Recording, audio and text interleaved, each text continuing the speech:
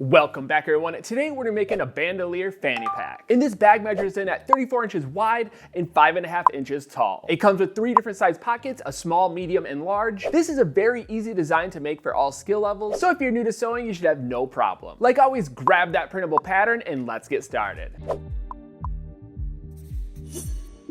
Getting started with supplies, you'll need 1 yard for your main fabric, and I recommend using a canvas, denim, twill, or an upholstery fabric. And this is because this bag is almost like a belt form, so we want to use a little bit heavier weight fabric. I'm going to be using an upholstery fabric for the entire bag. It worked really well and gave it a lot of structure to make it look like an actual bandolier. But like always, get creative with it and use whatever fabric that's really going to make your design come together. You'll need a 1/2 yard for your secondary fabric, and this is going to be for the lining on the inside of the pockets. I'm going to be using a very lightweight nylon. I find this fabric to be great for the inside of pockets. It keeps it lightweight and doesn't get too bulky once you start sewing all the layers together. You'll need 1 to 2 yards of 1.5 inch width webbing. This is going to be used for the back strap. Keep in mind this bag is 34 inches long, so most of that is going to wrap around, so you only need a little bit of webbing. That's why I recommend getting at least 1 to 2 yards, and then you can trim it back from there. But we'll get more into this once we start making the bag. Going along with that 1.5 inch webbing, we're going to want to get a 1.5 inch buckle and 1.5 inch strap adjuster. This is a very basic closure for the back. You can do a different custom closure. Just remember, if you do change up the webbing size, you're going to want to also change up your closure size. You'll need 7 to 8 button snaps. These are going to be used on the pockets to close the flap at the top. You don't have to use button snaps. I also put an option for Velcro. Velcro is another good secure way to keep the flaps down. Again, this is another one of those items that you can really switch out for any type of closure or really just customize it to your style. Lastly, you'll need your pattern. This pattern is available at properfitclothing.com. It's super easy to use. All you have to do is download it, print it off, tape it together, and you're ready to go. Before you tape it together, the best thing to do is to cut off the top and one of the side edges. This is going to allow you to overlap the pages for a perfectly aligned pattern. And after you have all your supplies gathered and your pattern printed out, it's time to move into cutting. And after taping your pattern together, it should look like this. Be sure to check your printer alignment for the best possible results. From here, we're going to cut on the outside of the black line. After cutting out the panels, you should end up with 2 small pocket panels, 1 cut out of your secondary fabric and 1 cut out of your main fabric. 2 small pocket flap panels, both cut out of your main fabric. 8 medium pocket panels, 2 cut out of your secondary fabric and 2 cut out of your main fabric.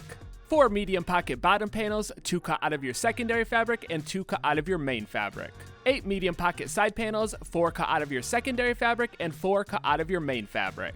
4 medium pocket flap panels, all cut out of your main fabric. 4 large pocket panels, 2 cut out of your secondary fabric and 2 cut out of your main fabric. 2 large pocket bottom panels, 1 cut out of your secondary fabric and 1 cut out of your main fabric. 4 large pocket side panels, 2 cut out of your secondary fabric and 2 cut out of your main fabric. 2 large pocket flap panels, both cut out of your main fabric. And lastly, 2 main body panels, both cut out of your main fabric.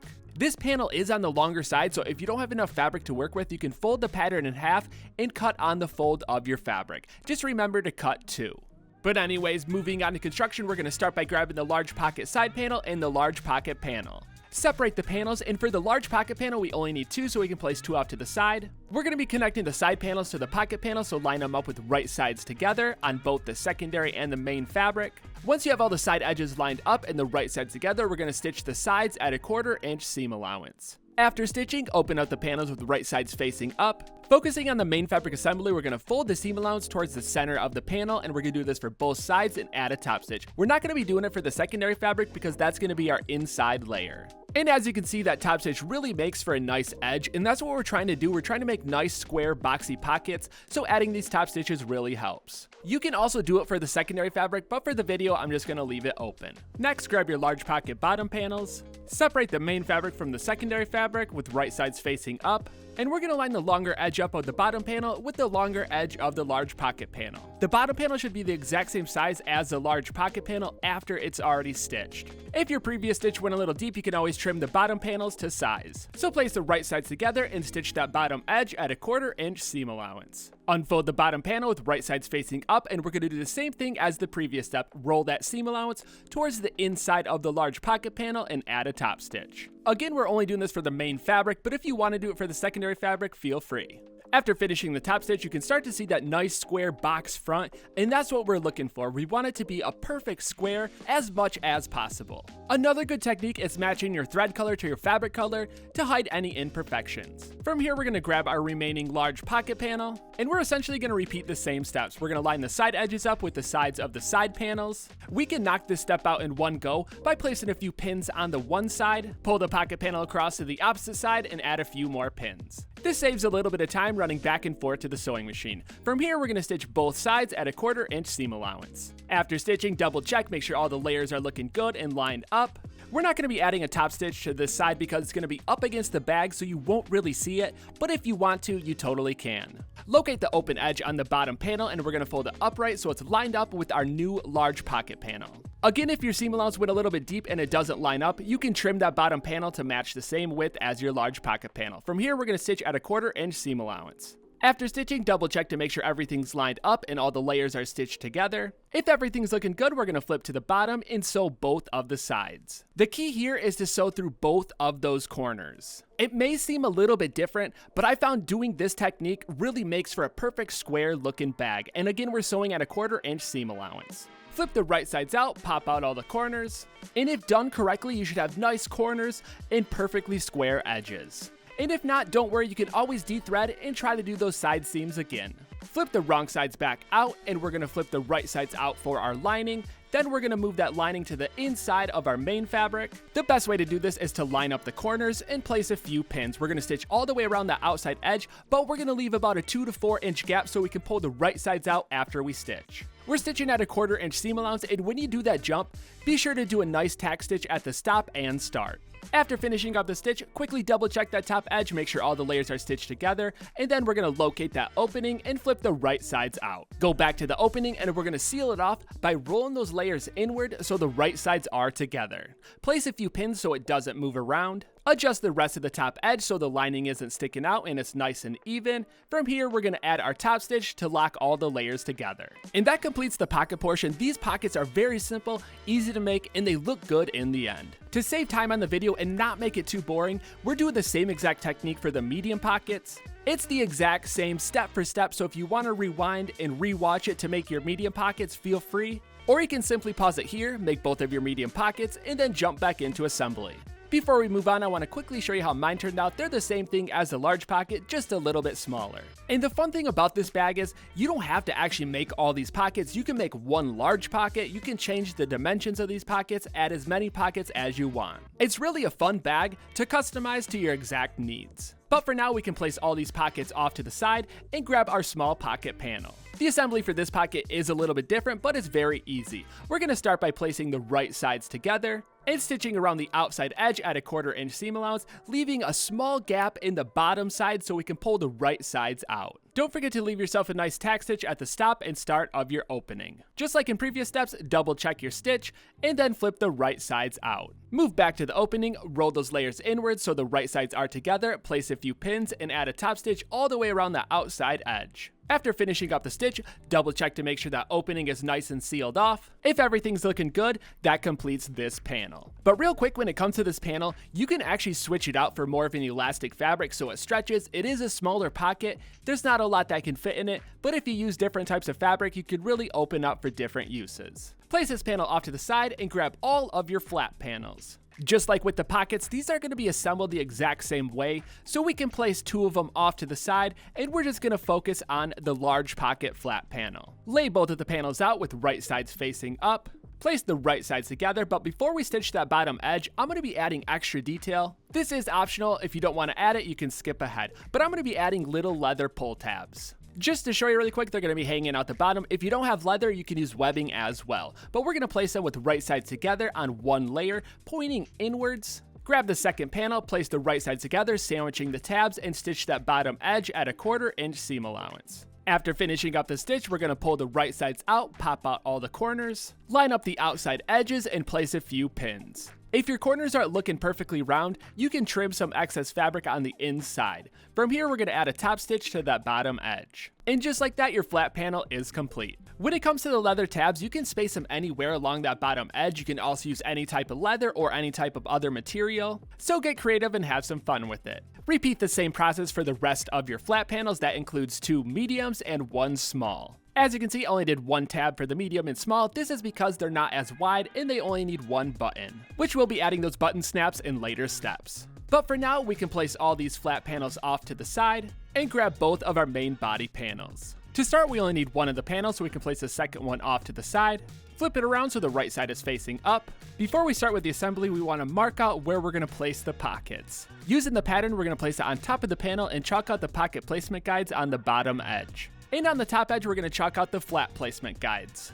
Remove the pattern and grab all of your flat panels. To make future steps easier, we're going to place the flat panels and the chalked out guides on the top edge. And stitch that top edge as close as you can to the edge, locking in all of those flat panels. And this is going to ensure they're in the correct spot and keep them from moving around once we sew these panels together. Move this panel to the side and grab your 1.5 inch width webbing. In the supplies, I recommend 1 to 2 yards. I'm going to show you how you can get away with less. I cut 2 30-inch strips. I already know the size of this bag, but for you it might be different, so I recommend going a little bit longer and you can trim them back in later steps. But anyways, we're going to place them right sides together in the strap area placement guide. Grab your second main body panel and we're going to place the right sides together, lining up the outside edge. Just like in previous steps, we're going to stitch all the way around that outside edge, and on the bottom edge we're going to stop, do about a 4-inch gap, and then continue the stitch. And we are stitching at a 1/4 inch seam allowance. It's also very important to leave that gap on the bottom edge because that edge is open and it's a lot easier to close in future steps. And this is because it's a flat edge and it doesn't have those flaps like the top edge. After stitching, find the opening and flip the right sides out. We're going to close the opening off just like the pockets, roll the fabric inward so the right sides are together, place a few pins. Next, we're going to pin all of the flaps down because we're going to be stitching directly over top of them.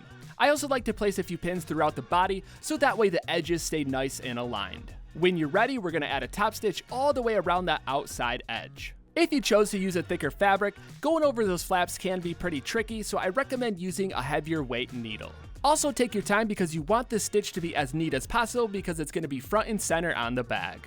And as you can see, that top stitch helps those flaps stay down. From here, we're going to grab our small pocket panel, line it up with the chalk marks you made on the bottom edge, place a few pins to keep it from moving around, and if for some reason you lost those chalk marks, you can always refer back to the actual pattern. And sometimes it helps to lay out all the pockets just to see if you have the correct alignment. But getting back to the step, we're going to stitch the outside edge of the small pocket directly on top of the top stitch. It's also a good idea to do a nice tack stitch at the top of that pocket so the pocket doesn't rip off when you're using it. Grab your large pocket and we're going to essentially do the same thing. We're going to line it up with the chalk guides at the bottom, and you kind of have to move those edges around both the sides and the bottom because we're going to be stitching directly on top, going from the side to the bottom and back up to the opposite side. So it's important to pop out all those corners and make those edges as even as possible. And the best way to do this is to stitch that top edge first so it's even, move to the side, bottom, and then the last side. Depending on your fabric, it can be very thick, so use a heavier weight needle and just take your time as you're sewing. Each one of these stitches is separate, keep that in mind, we're not connecting at the corners. If for some reason it's not aligned after stitching, you can always de-thread and try it again. Grab your medium pockets and do the exact same thing. Stitch the top edge and both of the side edges. We're not going to be stitching the bottom because the bottom edge does go past the bottom edge of the main body panel. Feel free to pause it here, finish your stitching, and once you're done, double check your work, make sure everything's lined up, the flaps are lined up with the pockets. And there's nice strong stitches at the start and stop points of the top edge of the pocket so they don't rip off. If everything is looking good, we're going to move on to adding our snap buttons. Like I said in previous steps, I'm going to be adding my snap buttons to the leather tabs. If you don't have the leather tabs, you just add them directly on top of your flaps. I'm going to be using just a standard snap button. They're easy to install and come in a variety of colors. I went ahead and pre-cut the holes. I just used a standard leather punch that matched the size of my snaps.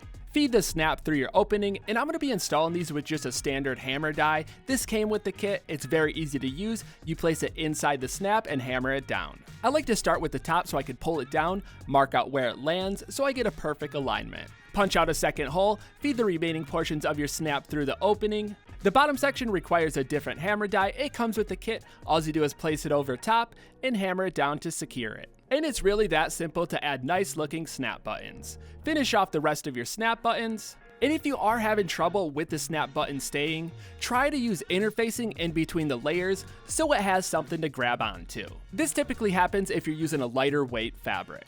Moving into the final steps, we're going to flip it around to the back side, grab our 1.5-inch width buckle, start by sliding the strap adjuster onto the webbing, move it down about a foot, grab the buckle, feed the strap from the front opening to the back opening, then loop it back down to the strap slider, pull a little bit of slack out of the strap slider, feed the webbing up and around the center of the strap slider, pull the slack back down the strap slider, roll the end over twice, and stitch it back down to itself. Before we stitch, we're going to place a pin, move over to the opposite strap, feed the webbing through the openings from front to back, pull the end out about 5 inches, roll it over, and pin it down. And then we're going to add 2 bar tacks to each side. Feel free to add a box stitch or an X stitch to really secure it down. At this point, I do recommend trying it on just to see how it fits. You can always trim that strap down by de-threading it or using the adjuster to adjust it to your measurements. Moving into the final step, and that's adding your branding. This step isn't optional, but it makes for a nice finished product. I used leather strips that I branded and added with double-sided rivets, and I do it this way so I can clip different items to those loops. If you have any suggestions, feel free to leave them in the comments below. The last thing I want to talk about is customizing this bag to your use. You can change these pockets around, make them bigger or smaller, because now that you got the technique down of making it, the possibilities are endless. You can also change the height and width of the main body panel. This will make those pockets taller and larger. If you do that, you will have to change the height of the pockets to the size you want to make it. There's so many different things you could do with this bag. You can add zippers on top instead of flaps, or you can build the pockets directly into the main body panel. Either way, have some fun with it and let me know how it turns out. And there you have it, your Bandolier Fanny Pack is complete. Hopefully yours turned out great. And real quick, if you do have any requests, send them to properfitclothing.com in the little message chat. I would love to see what you come up with, so tag me on Instagram at properfitclothing. But until then, I'm gonna keep the videos coming at you, so I'll see you next time.